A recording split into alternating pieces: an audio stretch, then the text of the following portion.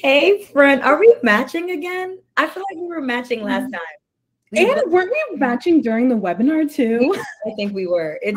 We're just on the same wavelength. I loved it. So hello, thank you to those of you all who have joined us so far. Fatima and I are so excited to do our first Mighty Networks live together.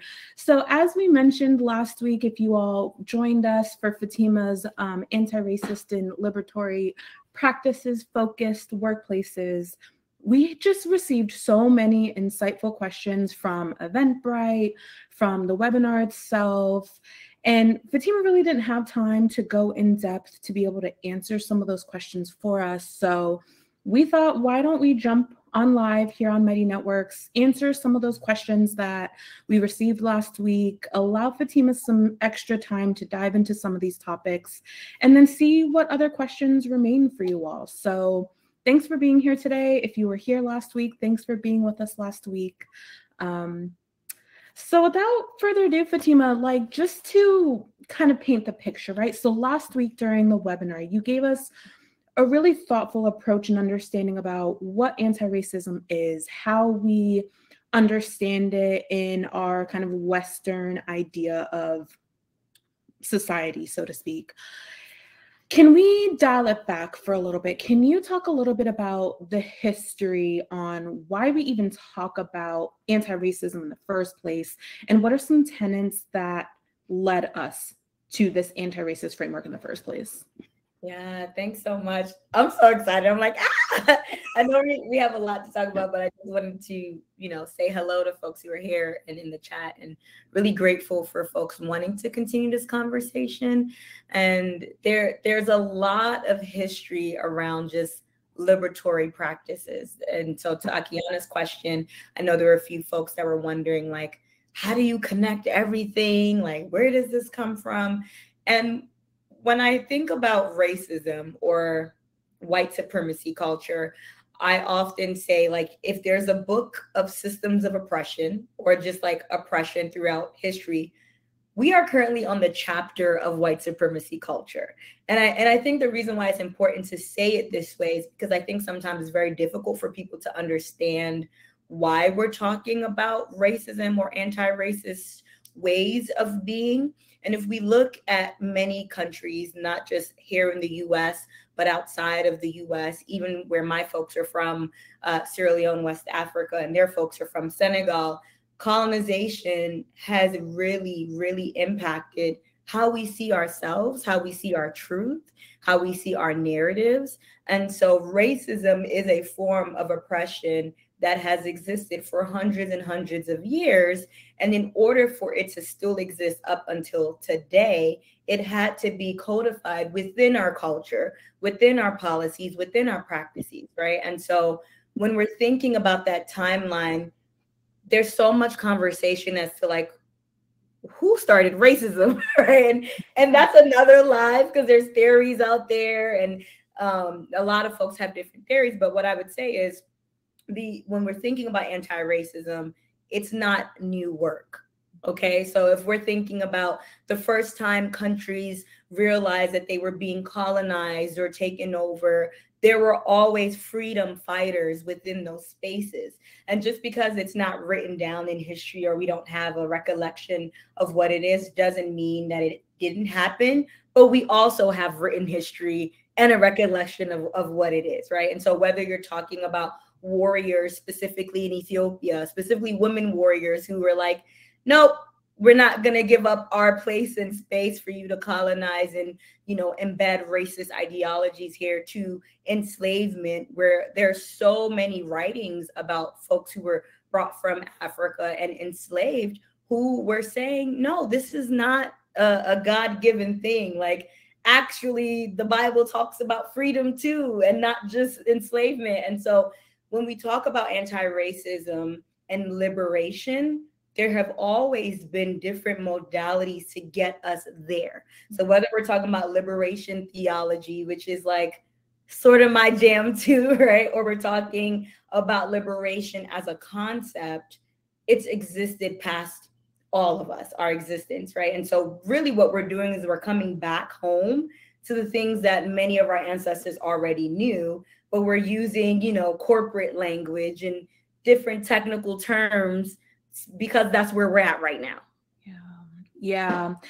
I think that's so beautiful how you lay such a palatable and understandable definition of how what we now know as racism and liberatory practices, it's such a global concept, right? You know, I think oftentimes in my personal experience, I don't want to speak for anybody else's experience, sometimes it's really hard to remember, like, oh, my experience here in the United States as a, you know, natural born United States citizen, it's hard for me to imagine what anti-racist work can look like outside of our culture. And so you were starting to take us there, but can you talk a little bit about how these practices show up in the workplace, right? Because our mission here at SGO is to abolish inequity in the workplace. So where do we start with building anti-racist workplaces? Like, where do we start? Yeah. Ooh, how much time do we have? No. No. So this is going to sound cliche, but I'd say start where you are. Yeah. And the reason why I'm saying start where you are, this is not to say don't grow, but I think it's really important for people to start where they are. And what I mean by that is understanding your why. Because a lot of people want to do anti-oppressive work, but they haven't made peace about their own narrative in the scheme of racism. So as a Black person and as someone with African ancestry, I don't have the privilege to just be like, slavery was a long time ago.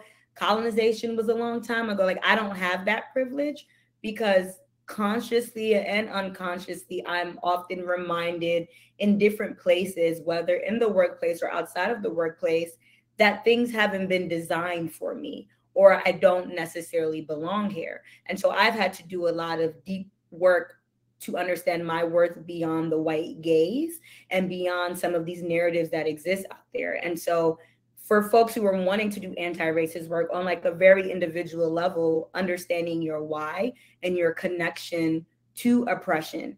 Like, if you want to get to liberation, you got to also understand, like, where do you fall in the story of oppression? Because one, you want to make peace with whatever it is that might have happened, especially if you recognize that some of your historical background has to do with the oppressing. And it doesn't make you a bad person. It doesn't mean that you should feel horrible about your heritage at all. It just means that when you are grounded in your why, then you have something that is going to continue to push you in this momentum towards liberation. So that's the first thing on an individual level.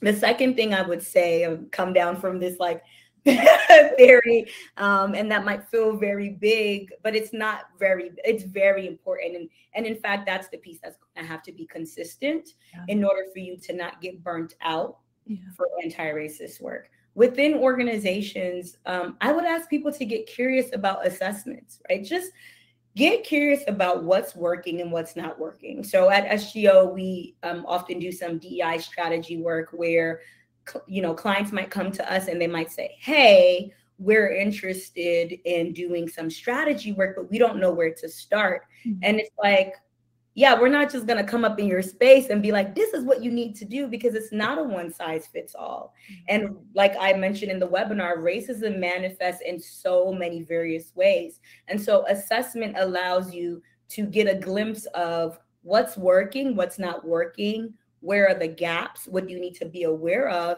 and even potentially what you need to change. And so don't do a survey, whether that's an engagement survey, or I would push for an anti-oppressive survey. Maybe you're calling it a DEIB survey. Maybe you are calling it an employee engagement survey, but make sure you have an anti-racist, anti-oppressive, intersectional lens in that assessment. You want to really ask, you know, what are people's experiences at each organizational domain? And we talked about this in the webinar, right? So like your people, who's represented, but also the people who are represented, how do they feel? Do people understand your policies? What policies are missing? What is your culture? Once you have an assessment, then you can start thinking strategically okay, what do we need to do next? And making sure that you have folks on the ground. And when I say on the ground, I mean like frontline workers, folks who, are individual contributors all the way up to your leaders. I mean, it has to definitely manifest at all levels in order for your strategy to feel impactful. And so strategy work then means making sure that you have accountability and measurements in place so that you know when you're checking in around those objectives, you know who's responsible for it, you have the support and the funds and the money, like how we do any other work in our workplace. Anti-oppressive work also needs money because money supports work, right? Like no one's going to sit there and run your affinity groups while they have a whole full-time job, right? And so those are the top two things that I will mention: awareness of yourself, assessment of your org, and then third, the implementation of the strategy, making sure you have that consistent support and accountability. Yeah, thank you. That makes a lot of sense. And so you've kind of guided us through a societal understanding about, how anti-racism came to be. You're taking us through kind of the organizational lens. Can you talk a little bit about the interpersonal dynamics that come to play when you're interacting with folks in your workplace, or maybe even folks outside of your workplace, on how some of these practices and frameworks can be put into action? Can you talk about that a little bit? Y'all, full transparency, when Akiana asked me these questions or told me she was going to ask these questions, I was like, I'm gonna be so excited, but I promise you that you're gonna have to tell me when to stop because I'm gonna keep going on. Oh my gosh. So when you ask that question, the first thing that comes to mind is some folks here might be familiar with it. And if you are, say something in the chat because I'd be interested. But somatic abolitionism, if folks know what that is, let me know. But Resma Menakem, I hope I'm pronouncing his last name correctly, talks a lot about embodied work and the importance of that when we're doing anti-oppressive, specifically anti-racist work. And the reason why somatic abolitionism is really key to our interpersonal relationships is because the work that we're trying to do isn't just cerebral, right? It's not just intellectual, putting the plan together, recognizing that we are all impacted by racism historically, ancestrally, and present day. And so somatic abolitionism says we're not just trying to become abolitionists and dismantle a system that is oppressive through strategy and workshops and talks. We also need to take the time to think about the wisdom that is within our body and integrate that with the mental work that we're doing. And the reason why this is important is because you can have people who have really amazing intentions.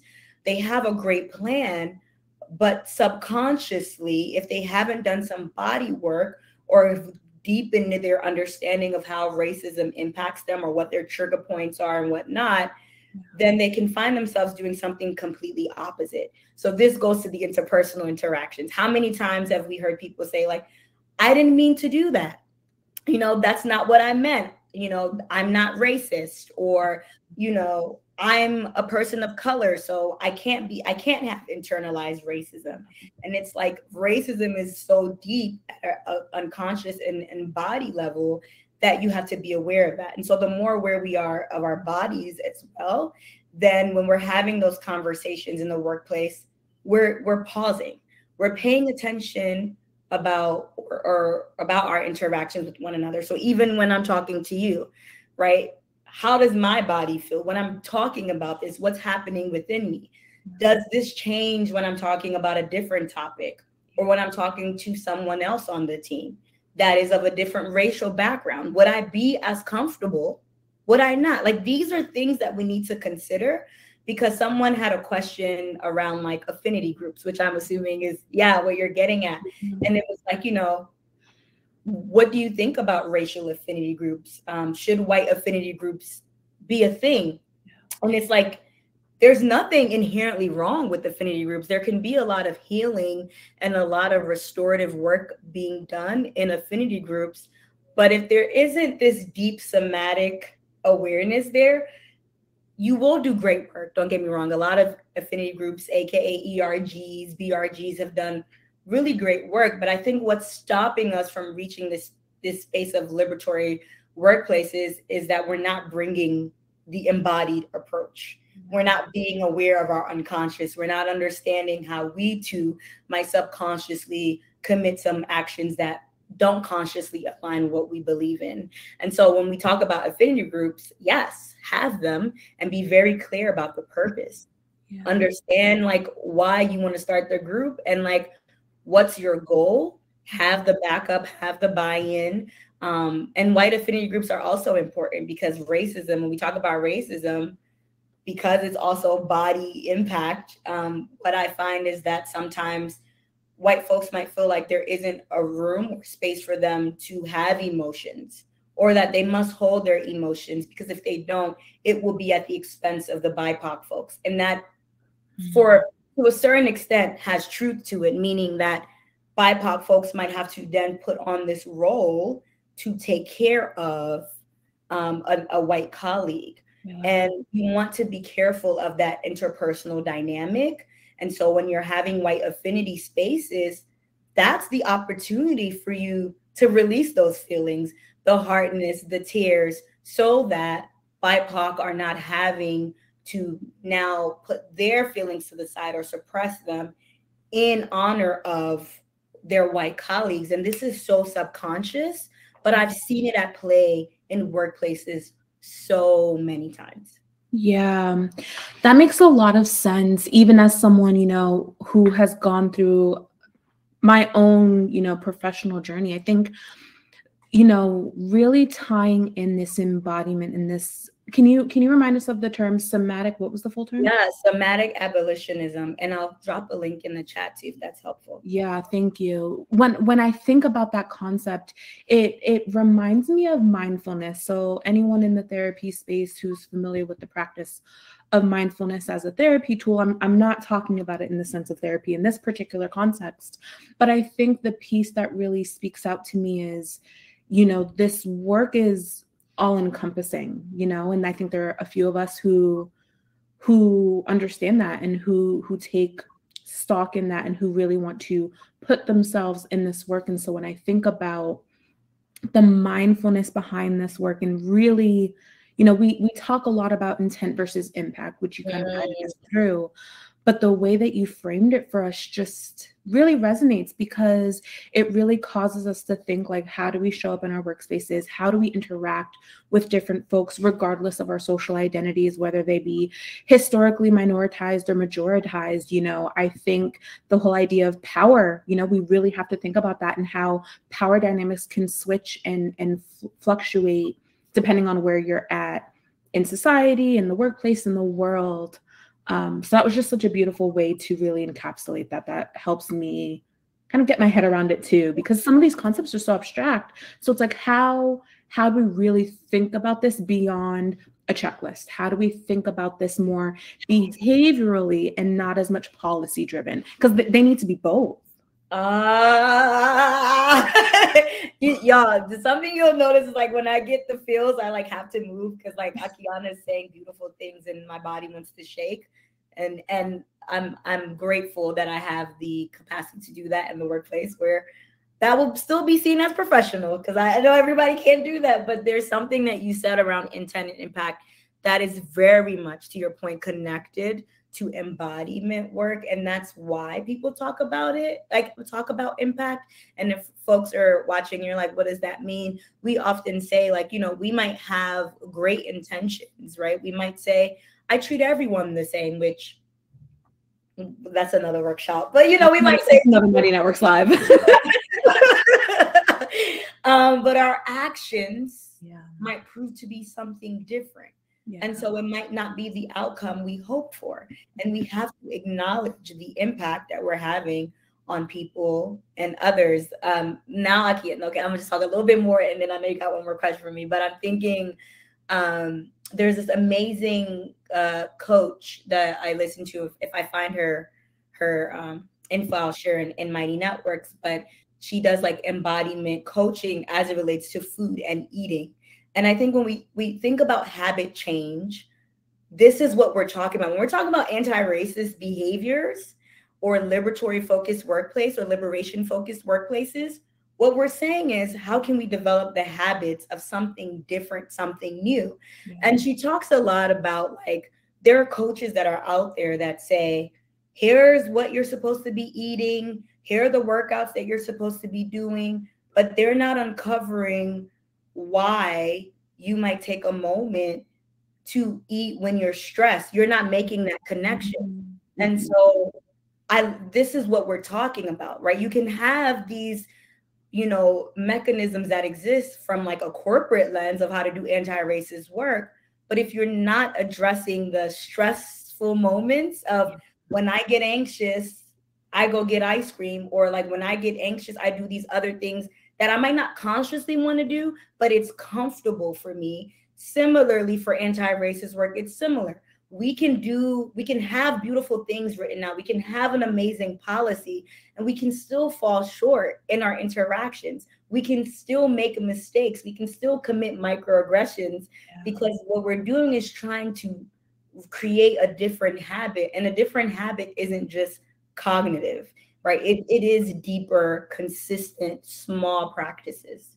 Yeah, there is, you know, we would be remiss to not acknowledge the muscle memory that exists because of socialization, because of, you know, just what we're used to, what we're accustomed to. So that's why I really just appreciate that whole embodiment lens, because I'm like, oh, like some of these things are quite literally built into my brain or my arms or my legs or other pieces of my body that I either don't even have awareness of, or I just need to take into consideration as I approach this work. So I will talk about embodiment with you for literal hours. Yeah. So I know we're coming up to close to the end of our time, and thank you, Fatima, for putting that chat. If anyone on the live right now has any questions or comments, please feel free to put them in the chat, and we'll be happy to address them. But just thinking about how we can really put together everything that you've discussed with us so far. So we've talked about, you know, how anti-racism has developed socially. We've talked about some ways that we can address it in the workplace, organizationally. We've talked about the interpersonal dynamics. What are some ways that we can advance the education? I know during last week's webinar, you were referencing Tama Akun, and I hope I'm pronouncing their name correctly, but their work, like what are some things that we should consider as we're continuing this conversation? Yeah, thanks so much, Akiana. And before I share like some additional resources, I know we've already talked about Resma. I want to say that, and I think I said this in the webinar. I think she says Tema Okun, but now I'm like, is it Okun or Okon? After double check.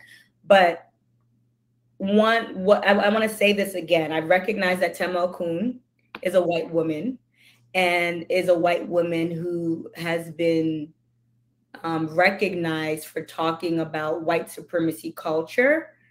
And she talks about her journey of understanding what she understands now. So she talks about her learning comes from someone named Kenneth Jones. And she talks about another person who's BIPOC that she had been doing some anti-racist work with. And at that time, I don't even think it was called anti-racist when she was doing that work. Then she also talks about the People for Survival Institute, I think is their name. They still exist, and they do some deep anti-racist work. So I want to name that while Tema Okun is getting recognition for ideas and the ways that white supremacy culture manifests, it did not start with her. And for me, it's very clear that it did not start with her. But what she has done is put it in a way that is very quick to share, right? When you see those lists of white supremacy characteristics, it's like everyone is like sense of urgency. Perfectionism. This is usually an issue in corporate or just like workplaces, and does a really good job of connecting to white supremacy culture. With that said, there are people who've been talking about this in a different way, in different language, way before. So a lot of us might know of Angela Davis, one of the people who are just like really core to read any of her books, right? Like if you are new to anti-racist work and you want to do like deep knowledge and understanding of what folks have always written about, amazing.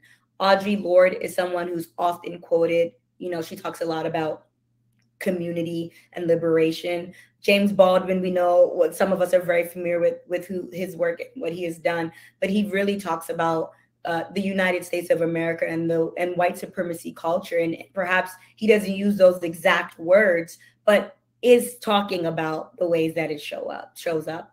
Bell Hooks is my lady, beautiful work. She does a lot of great work around just like white supremacy, but also how do we release ourselves from oppressive ways of thinking. I mean, all of these people that I've named are just like people to have books on your shelves and to refer to. And then like folks who were more new age and still here, and Angela Davis is still here with us, but in terms of timeline of talking about things, you have Ta-Nehisi Coates, you have Erica Hart, Ibram X. Kendi. I know people have gone back and forth, but I know he's one of the people who also became like the face of the word anti-racism a few years back. Ijeoma Oluo is also a really great person to check out, and we've talked about Resma, and we'll share some of these names in the Mighty Networks for if people are interested. I'm hearing content club, book club situation. I would honestly love this. I'd be so down. So we got a question in the chat. Fatima, do you have thoughts on how to make space for this type of embodied emotional work in the workplace while also helping yourself and your colleagues to be able to get back to the other day-to-day work that needs to be accomplished? So for example, don't necessarily want to have a midday conversation that delves deep into conversations about racism and then have to switch gears immediately to our quote unquote regular jobs. Yes. Okay. Oh, I'm looking at, okay, I can answer this in 3 It's ways. okay. It's okay. You need to answer this question. This is important. So the first thing I would say is I love what you said, Kelsey, especially towards the end of like the switching back to work hours. I agree with you. Like when I've done workshops in the past, I've often told folks like, especially we're doing deep content and work that's probably heavy, like to try to schedule it either towards the end of the day, or if you don't have the opportunity to do it towards the end of the day, make sure that it's an off day or it's a half day so that people can, you know, take a time to breathe. Now, if that's not possible, because I know not every workplace can do that, the other way that you can start doing small embodiment practices is even just how you interact. So don't do back-to-back meetings, because back-to-back meetings signify a sense of urgency. And so when we take a moment to break and we start changing our practices, we start normalizing the ability to pause, to rest before moving in. When you're having your meetings or when the dynamics between your colleagues, how you respond, how much space you take up, how much space you make, that too is embodiment practice. Sometimes it's not a 2-3 hour session that you're having. It's the day-to-day work that you're doing in the workplace. I would also say having people have an opportunity to have conversations if they want to. So beyond some of the formal trainings, you know, is there coffee conversations or affinity groups or healing spaces that people can have that conversation if they want to, and it's not rushed. So those are like some of the things that I would mention with the embodiment work, whether it's like formal training or practice or just your day-to-day, right? And how do you amplify other voices? And a lot of that is awareness of the space that you're in, how much you're taking, and then how much you can give to somebody else. Thank you for that really nice, succinct way to think about how we can start having those conversations. Fatima, exactly what I knew was going to happen happened. We hit our time. We are still just scratching. Oh, Kelsey, thanks for the +1 on the book club, content club. Yeah, we barely scratched the surface, but thank you all so much for being here, Fatima. You know, you're the greatest. I always appreciate learning with you. Thank you. We're really excited because we want to make sure that we're using Mighty Networks for these types of opportunities. So if you enjoyed joining us on today's live, we hope to be able to do it for you all with other webinars or other topics in the future. And then just want to remind you all, as you have questions in your day-to-day experiences from a webinar or a workshop that you participate with us on, please feel free to utilize this space and this platform. The entire SGO team is here on Mighty Networks, so feel free to tag your questions with DEI support or job support, and a member of our team or just other Mighty Networks members are happy to weigh in. I've seen some really great conversations and connections come from questions being asked on this platform, so please engage with us. Let us know how we can support you. Ask us questions, and we're excited to join you either on a Mighty Networks post, a Mighty Networks live, or on a future program to come. But thank you all so much for being here. Fatima, thank you so much, and I hope you all have a good rest of your day. Yeah, thank you. Bye, everyone. Excited to see you on the network. Bye, Akiana. See you later. Bye.